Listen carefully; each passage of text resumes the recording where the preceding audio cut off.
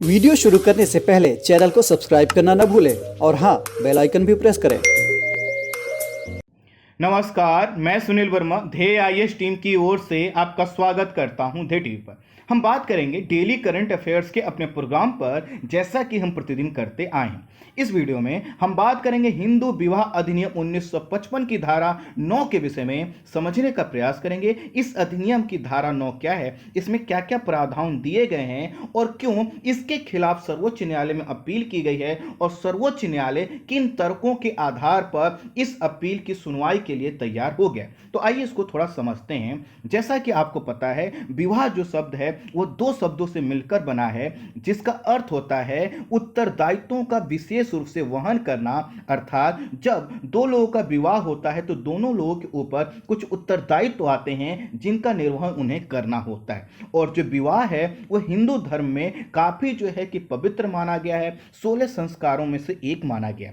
विवाह के संदर्भ में हिंदू धर्म में यह मान्यता है कि यह जन्म जन्मांतर का संबंध है जिसे कभी तोड़ा नहीं जा सकता। लेकिन आपको पता है कि जब हम संविधान का निर्माण कर रहे थे, कानूनों का निर्माण कर रहे थे, तो हमने क्या किया, संविधान में सबको इक्वली राइट्स दिए, सबको जो है कि बराबर अधिकार दिए। और जब बराबर अधिकार दिए तो फिर यह बात भी सामने आई कि आखिर जब हम लिंग के आधार पर विभेद नहीं कर रहे हैं, तो क्या अगर कोई महिला किसी पुरुष से प्रताड़ित होती है तो क्या जीवन भर उसको अपने पति के साथ रह के शोषण सहना जरूरी है? और इन्हीं सभी चीजों पर विचार करते हुए यह कहा गया कि नहीं, हम क्या करेंगे, विवाह जैसी पवित्र संस्था की पवित्रता को बनाए रखने के लिए, इसमें लोगों का भरोसा बनाए रखने के लिए हम कानून लेकर आएंगे। और कानून की आवश्यकता इसलिए महसूस हुई क्योंकि कई बार आपने देखा होगा कि परिस्थितियां इतनी विभत्स हो जाती हैं कि साथ में रहना जो है कि मुश्किल हो जाता है। और बहुत सी चीजों को देखते हुए, अर्थात विवाह कैसे हो, किस तरह से संपन्न हो, क्या क्या कानूनी अधिकार होंगे, विवाह का जो संबंध है वो कैसे खत्म किया जा सकता है, साथ ही साथ जब दो लोग रह रहे हैं तो उनके बीच में किस प्रकार के संबंध होने चाहिए, किस प्रकार के आर्थिक और सामाजिक उनको मान्यता मिलेगी, अधिकार मिलेंगे, इन सभी चीजों को देखते हुए क्या किया गया, हिंदू विवाह अधिनियम 1955 संसद द्वारा बनाया गया। इसके साथ तीन और कानून बनाए गए। तीन और कानून इसलिए बनाए गए ताकि जो विवाह का पूरा स्ट्रक्चर है, इसमें जो जिसके जितने भी आयाम हैं वह जोड़ सकें। तो तीन अन्य कानून कौन से थे? पहला था हिंदू उत्तराधिकार अधिनियम 1955, दूसरा था हिंदू अल्पसंख्यक तथा अभिभावक अधिनियम 1956 और तीसरा था हिंदू एडॉप्शन और भरण पोषण अधिनियम 1956। कुल मिलाकर ये जो चार कानून हैं, ये हिंदू विवाह के संदर्भ में काफी महत्वपूर्ण योगदान देते हैं। लेकिन हमें सबसे पहले जिस कानून पर फोकस करना है वह है हिंदू विवाह अधिनियम 1955। और यह जो अधिनियम है, यह क्या हुआ कि 18 मई 1955 को अधिनियमित हुआ और उसी दिन से प्रभावी हो गया। इसमें 30 धाराएं हैं जो विवाह के संबंध में विभिन्न अवस्थाओं, साथ ही साथ लोगों को क्या कानूनी सुरक्षा मिलेगी, व्यक्तिगत अधिकार क्या होगा, अगर संबंध विच्छेद होते हैं तो उनके आर्थिक आधार क्या होगा, कैसे जो है कि महिला का जो जीवन का अधिकार है, जो भरण पोषण का अधिकार है, वह सुरक्षित रह सकता है। इन सभी चीजों पर बात की गई है इसमें।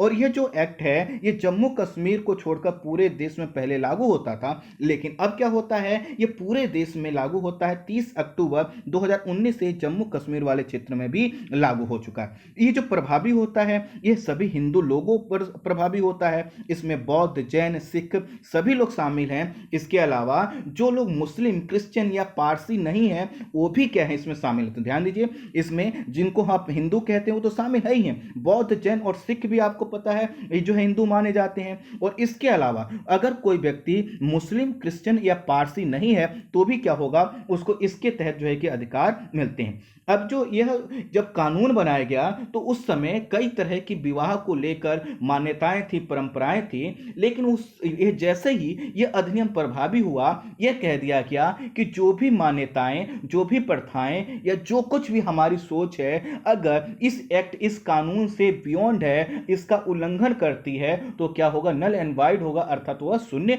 होगा।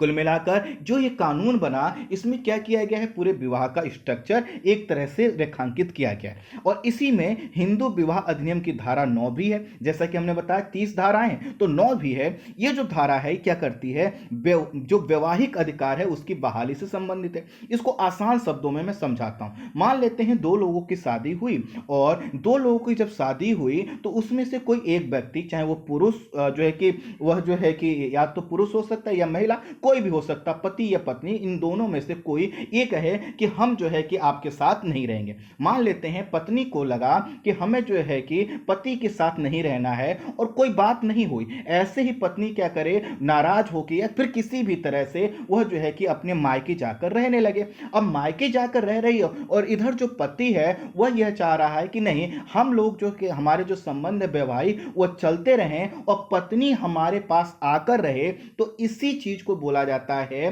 कि यह जो वैवाहिक अधिकार है इसकी बहाली की जाए, अर्थात पति और पत्नी साथ मिलकर रहें। अब ये जो केस है ये उल्टा भी हो सकता है। ऐसा भी हो सकता है कि पति और पत्नी में से पति क्या करे, बाहर जाके रहे और हमेशा वहीं रहे और घर आने का नाम ना ले, और साथ ही साथ जो कि पत्नी जो है उसको भी अपने पास रखने को तैयार ना हो। तो किसी भी कंडीशन में क्या होगा, अगर ऐसी कंडीशन होती है जिसमें पति या पत्नी में से कोई साथ नहीं रहता है, और साथ नहीं रहने के जो कारण है वह कोई ऐसे जेन्युइन कारण नहीं है, बस ऐसे ही मन नहीं कर रहा है साथ में रहने का, इस वजह से अगर कोई जो है कि अलग रहता है, तो क्या किया जा सकता है, जो भी व्यक्ति चाहता है, अर्थात पति या पत्नी में से जो अपने आप को पीड़ित मान रहा है कि हमारे साथ उनको रहना चाहिए, वह क्या कर सकता, अपील कर सकता। मान लेते हैं कि जो है कि एक पत्नी है और वह पत्नी क्या हुई, चली गई, तो पति अब क्या कर सकता है ऐसे केस में कि वह चाहेगा कि पत्नी उसके पास आ जाए, तो वो क्या करेगा, अपील करेगा। अपील करने के लिए उसको जिला अदालत में जाना होगा या कुटुंब न्यायालय में जाना होगा,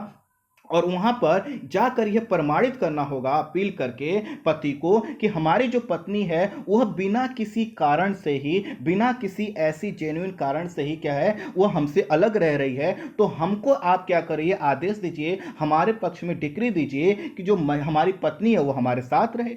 अब यह जब यह इस प्रकार की जो है कि निर्णय जब बातचीत चलेगी, तो वहां पर क्या होगा, जो पति है उसको सिद्ध करना होगा कि नहीं, उसने जो है कि पत्नी के साथ कुछ गलत नहीं किया।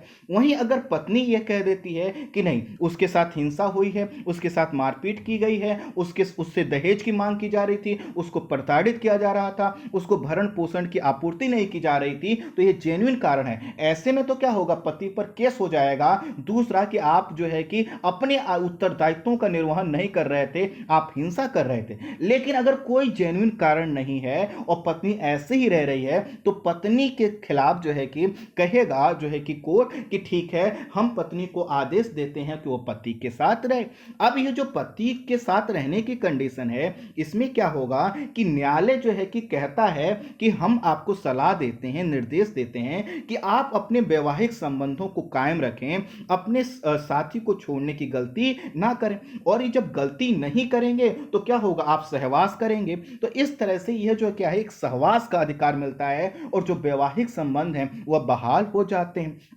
चूंकि ये जो वैवाहिक संबंध है इसकी बहाली की बात इसलिए की गई है क्योंकि जैसा कि हमने स्टार्टिंग में आपको बताया, भारत में वैवाहिक संबंधों को सिर्फ जो है कि एक जो है कि म्यूचुअल अंडरस्टैंडिंग नहीं माना जाता, इसको समाज के नजरिए से देखा जाता है। और साथ ही साथ वैवाहिक जो संबंध हैं वह भौतिक रिश्ते के साथ साथ मानसिक भी हैं, सामाजिक भी और आर्थिक भी हैं। इसलिए यहां पर जो है कि कोर्ट क्या करता है, अदालत क्या करता है, आदेश दे सकता है कि आपको साथ रहना चाहिए। अब इसमें दो कंडीशन है। क्या हो सकता है कि पत्नी अगर नाराज होकर रह रही है अलग, तो वह जो है कि आके रहने लगे। अगर वह चाहे तो इसके खिलाफ जो है कि उच्च न्यायालय में भी अपील कर सकती है, सर्वोच्च न्यायालय में भी अपील कर सकती है। दूसरा, अगर कोई जेन्युइन कारण नहीं है, कोई जेन्युइन कारण है जैसे कि हिंसा से लेकर कुछ भी, तो इसमें क्या होगा, यह जो आदेश कोर्ट के द्वारा दिया जा सकता था नहीं दिया जाएगा, बल्कि उल्टा क्या हो जाएगा, उसी पर केस हो जाएगा। अर्थात अगर जो है कि किसी जेन्युइन कारण से अलग लोग रहते हैं तो वहां पर कोर्ट ये नहीं कहेगा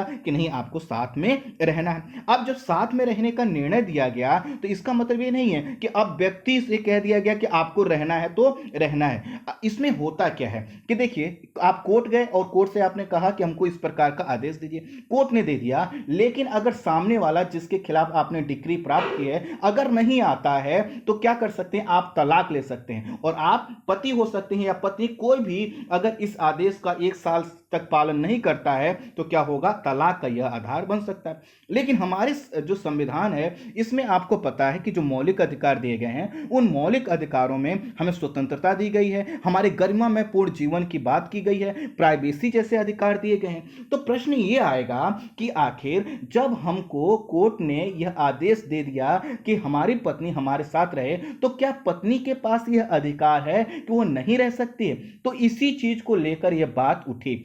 इसमें यह बात है कि आखिर धारा जो 9 है वह क्या कहती है कि हमें साथ में रहना पड़ेगा, और साथ में रहना पड़ेगा इसका मतलब क्या है कि एक पत्नी जो नहीं चाहती है अपने पति के साथ रहे तो अब उस पर हम क्या कर रहे हैं, फोर्सली हम आदेश दे रहे हैं कि आपको साथ में रहना होगा। और इस प्रकार के आदेश से अगर सहवास होता है तो यह क्या है, यह तो काफी कठिन हो जाएगा। वह जो महिला है उसका तो वह जीवन में जो है वह गरिमामय पूर्ण जीवन नहीं रह जाएगा, साथ ही साथ उसको जो प्राइवेसी का अधिकार मिला हुआ है वो भी नहीं रहेगा, और उसके साथ साथ वह जो महिला है अपने जीवन को किसी रूप में जी सकती है वो भी जो है कि वो अधिकार क्या हो जाएगा, छिन जाएगा। इसी चीज को लेकर क्या किया गया, अपील की गई, और अपील करते हुए कहा गया कि ये जो धारा 9 है जिसके तहत यह आदेश दिया जाता है यह किसी, अर्थात अगर महिला के खिलाफ आदेश दिया जा रहा है तो महिला के अधिकारों का भी यह हनन करता है। हालांकि इस तरह के जो केसेस होते हैं ना, इस तरह के केसेस बहुत जल्दी सॉल्व नहीं होते, लोग बहुत कम अपील करते हैं, क्योंकि अगर आप इसमें क्या करते हैं, अपील करते हैं तो 4 से 5 साल बाद अगर कोई जेन्युइन कारण नहीं है तो 4 से 5 साल बाद आपको क्या होगा, डिग्री मिलेगी। उसके बाद अगर हाई कोर्ट में चैलेंज कर दिया गया तो और समय मिलेगा। बावजूद इसके अगर कोई व्यक्ति जिद पर अड़ जाए कि नहीं हमें डिग्री प्राप्त करनी है और सामने वाले व्यक्ति अगर जेन्युइन कारण से नहीं रह रहा है तो उसमें तो क्या होगा, आदेश मिल जाएगा। जब आदेश मिल जाएगा तो क्या हुआ, उस व्यक्ति को साथ में रहना पड़ेगा। तो इसी चीज को आधार बनाते हुए दरअसल वर्ष 2019 में 2 विधि छात्रों ने याचिका दायर की सुप्रीम कोर्ट में और कहा कि वैवाहिक संबंध बहाल करने के लिए बाधित करने की ये जो बाध्यता है कि नहीं साथ में रहना होगा, ये ठीक नहीं है, और इसी को सुप्रीम कोर्ट में चुनौती दी। याचिकाकर्ता ने कहा कि जीवन के अधिकार का उल्लंघन है कि हम फोर्सली कह रहे हैं कि आप जाइए साथ में रहिए। ये उस व्यक्ति की स्वतंत्रता का उल्लंघन है, ये उस व्यक्ति के प्राइवेसी के अधिकार का उल्लंघन है, और ये सभी चीजें क्या है, हमारी फंडामेंटल राइट्स हैं। और यह जो धारा है, याचिकाकर्ता ने कहा यह जबरदस्ती वाली धारा है जो क्या करती है, यौन अपराधों को बढ़ाती है और साथ ही साथ स्वायत्तता, गोपनीयता जैसे मामलों का भी ये उल्लंघन करती है। तो यह जो याचिकाकर्ता थे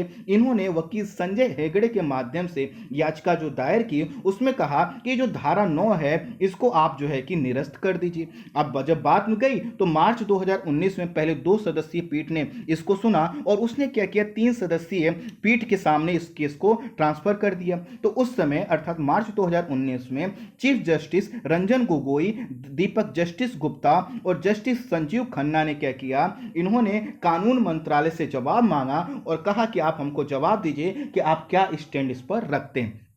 अब क्या हुआ है कि कोर्ट ने कहा है कि अब हम क्या करेंगे, इस पर सुनवाई करेंगे, और सुनवाई करते हुए कोर्ट को ये डिसाइड करना है कि धारा 9 को क्या समाप्त किया जाए, क्या ये हमारे फंडामेंटल राइट से अलग है या विवाह जैसी जो संस्था है उसके लिए है जरूरी है। तो आपकी जानकारी के लिए मैं बता दूं कि वर्ष 1984 में भी इस प्रकार के मामला आ चुका है, और 1984 में सर्वोच्च न्यायालय ने सरोज रानी बनाम सुदर्शन कुमार चड्डा में के केस में धारा 9 को वैध माना था, और उस समय सर्वोच्च न्यायालय ने टिप्पणी की थी कि यह जो पूरा धारा है यह विवाह के टूटने को रोकने में सहायता के रूप में एक सामाजिक उद्देश्य की पूर्ति करता है, अर्थात इस धारा की वजह से जो विवाह जैसी संस्था है वो टूटने से बच जाती। हालांकि 1983 में आंध्र प्रदेश उच्च न्यायालय ने टी सरिता बनाम टी वेंकट सुबैया के केस में कहा था कि जो प्रावधान है ठीक नहीं है, यह क्या है, इसको रद्द किया जाना चाहिए। और उसमें सर्वोच्च न्यायालय ने कहा आंध्र प्रदेश उच्च न्यायालय ने कहा था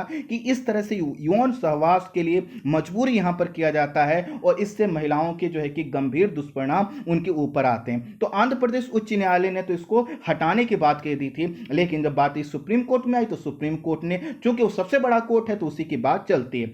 1984 में दिल्ली हाई कोर्ट में भी ये मामला गया था और वो भी धारा 9 को वैध ठहरा चुका है। तो इस तरह से देखा जाए तो आंध्र प्रदेश उच्च न्यायालय को छोड़ दिया जाए तो दिल्ली उच्च न्यायालय और सर्वोच्च न्यायालय इसके पक्ष में अभी तक रहे, लेकिन अब की जो परिस्थितियां हैं वो कुछ बदल चुकी हैं। तो हो सकता है कि इसमें कुछ ऐसे जजमेंट आए जो कि एक तरह के रेडिकल चेंजेस हमें देखने को मिल सकते हैं। तो इस वीडियो में इतना ही। Thank you so much.